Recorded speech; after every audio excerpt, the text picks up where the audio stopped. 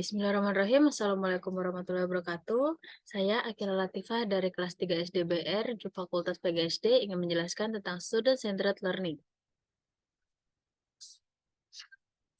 Student Centered Learning merupakan suatu model pembelajaran atau metode atau pendekatan pembelajaran yang menetapkan siswa atau peserta didik sebagai pusat dari proses belajar mengajar sehingga akan mengembangkan minat, motivasi, dan kemampuan individual menjadi siswa menjadi lebih aktif, kreatif, inovatif, serta bertanggung jawab terhadap proses dalam belajarnya sendiri.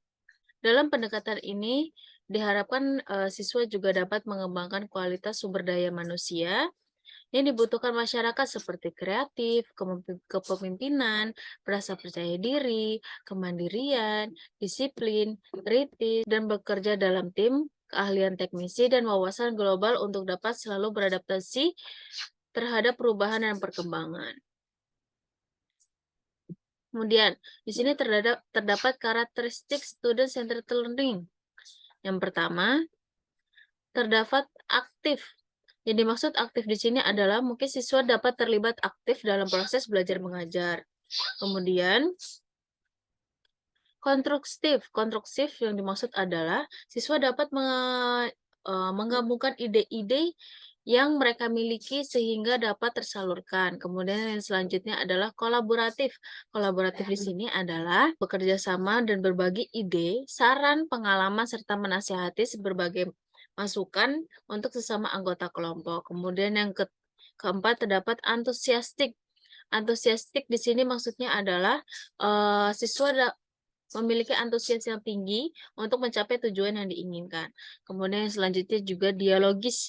Dialogis yang maksudnya adalah merupakan proses sosial dialogis siswa untuk memperoleh keuntungan dari proses komunikasi tersebut baik di dalam maupun luar sekolah. Kemudian yang terakhir kontekstual, dapat melakukan pendekatan melalui problem based atau case based learning.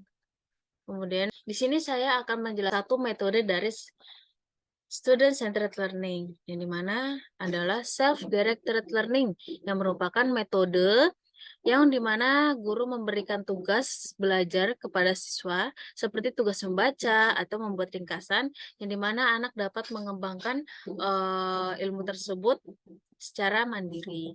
Menurut Mariam 2004, self-directed learning adalah proses belajar di mana siswa membuat inisiatif sendiri dalam perencanaan, pelaksanaan, dan evaluasi dari pengalaman belajarnya yang diambil dari berbagai sumber atau literatur. Di sini juga terdapat aspek-aspek self-directed learning. Yang pertama, siswa mengontrol banyak pengalaman belajar yang terjadi sehingga siswa dapat mengontrol berbagai permasalahan yang mereka dapatkan. Kemudian perkembangan keahlian, yang dimana siswa dapat mengembangkan keahlian yang mereka miliki, seperti misalkan anak tersebut dapat mengembangkan ilmunya atau lebih memperdalam keahlian mereka masing-masing. Kemudian yang selanjutnya mengubah diri pada kinerja atau formasi yang lebih baik, paling baik. Kemudian manajemen dari siswa serta yang terakhir adalah motivasi diri dan penilaian diri. Kemudian di sini juga terdapat kelebihan dan kekurangan dari self-directed learning. Yang pertama, kelebihannya adalah siswa bebas untuk belajar sesuai dengan gaya belajar mereka sendiri, sesuai dengan kecepatan belajar mereka, dan sesuai dengan arah minat dan bakat mereka dalam menggunakan kecerdasan majemuk yang mereka miliki. Kemudian yang kedua, menekankan sumber belajar secara lebih luas, baik dari guru maupun sumber belajar lain yang memenuhi unsur edukasi. Sehingga murid dapat mengembangkan keahlian mereka masing-masing. Kemudian yang ketiga, mahasiswa dapat mengembangkan pengetahuan, keahlian, serta kemampuan yang mereka miliki secara menyeluruh, sehingga keahlian yang dimiliki dapat berkembang secara maksimal. Kemudian di sini yang terakhir, kekurangan atau kelemahan. Siswa bodoh akan semakin bodoh dan siswa pintar akan semakin pintar karena siswa bodoh dimaksudkan adalah tidak dapat mengembangkan keahliannya karena keterbatasan